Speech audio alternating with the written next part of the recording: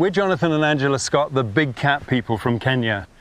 We're based in the Masai Mara, which has to be the best place in Africa to see lions, leopards and cheetahs. In fact, we've been obsessed by these great predators for most of our life. Now, we want to share their story with you, to reveal the intimate details of the characters of these different cats, to share in the highs and lows of their struggle for survival. I've often said that if I had just one day left in my life, I would spend it right here in the Masai Mara, in the company of these amazing big cats. There's something truly extraordinary about living a life alongside the big cats. They represent some of the world's most highly evolved predators. The famous marsh pride of lions are particularly special to us. We've been following their story for over 40 years. We've watched their cubs turn into mothers and mothers into grandmothers. They're not just big cats to us. We know them as individuals. Charm, Askari, Moja, each a cat with a story of its own. Bahati is a leopard we've known since she was a tiny cub. We knew her mother Olive and her grandmother Bella. Her lineage runs deep along the banks of the Talik River. Cheetahs have roamed the Mara for thousands of years, with Malaika representing the epitome of predator evolution. Alongside us is our good friend Jackson Oli Luseya. He's spent his life in the Mara, and these characters are as special to him as they are to us. Join us as we draw back the curtain on the rarely seen details of their lives.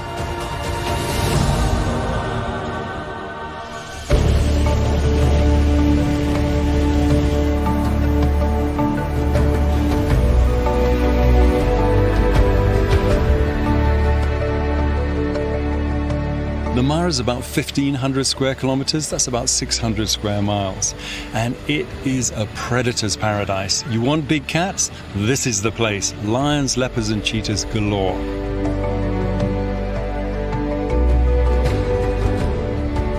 And it's part of a much bigger area. We call it the Mara Serengeti ecosystem. And the wonder of it, in this day and age, no fences, nothing to block the movement of the animals.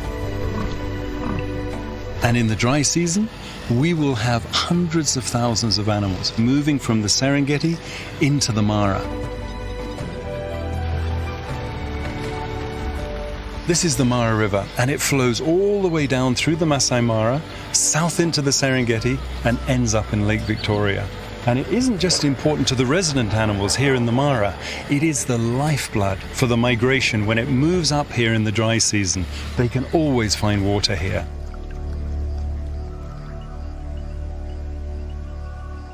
It's difficult to describe to people the hold that this place has over Angie and myself.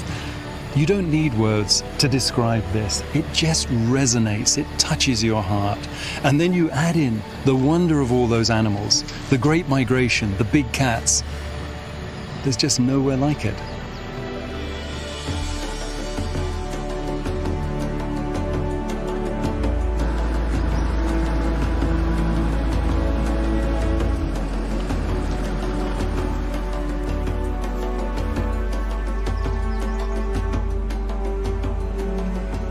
We call this place Musiara Marsh, and right now it's Lion Central. I mean, we've got a number of lionesses, we've got cubs, we've got 2 males behind us there. If you love big cats, then this is the place. And we've been watching lions here, well, since I first came here in 1977.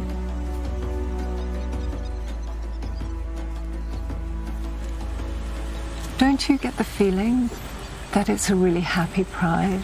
I mean, I think it's a wonderful time for the marsh pride right now, because you've got all the females really looking healthy and happy and all giving birth around about the same time, which is the best thing for a pride.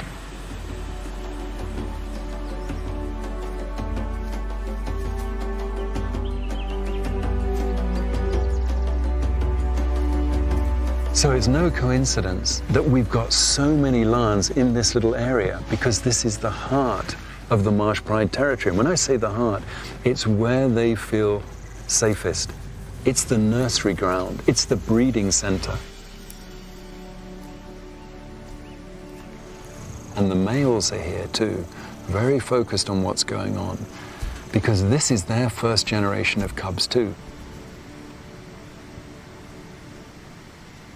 These males are the new pride males. They've only been here for maybe 6 months. And so the bonding process between the females and the males is terribly important, because unlike the females who live together and who are related, these females aren't related to these males. So in some ways, it's a question of getting to know the males.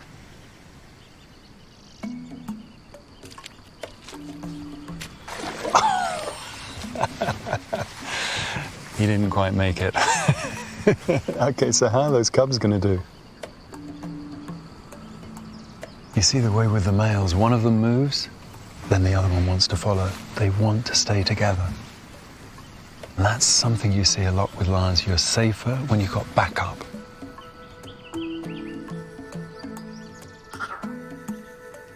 Go on, little one. You're going to be brave. You can do it. Yes. Made a much better job of it than the adult.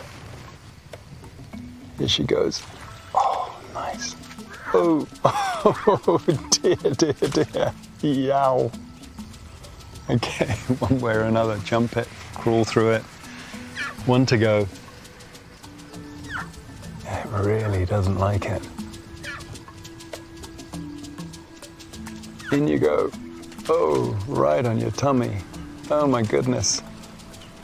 Okay, mission accomplished. Right now, the marsh pride just look incredible. And there's so much going on.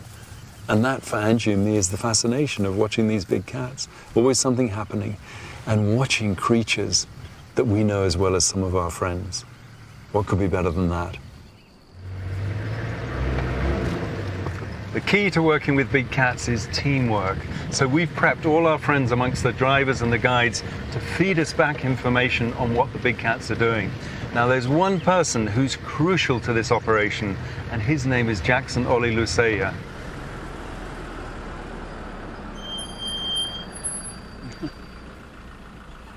Hey, Johnny, Andy. Hey, this is getting tough for an old man getting out of the car. Welcome to the Maasai. I am a Maasai, living in the Masai Mara.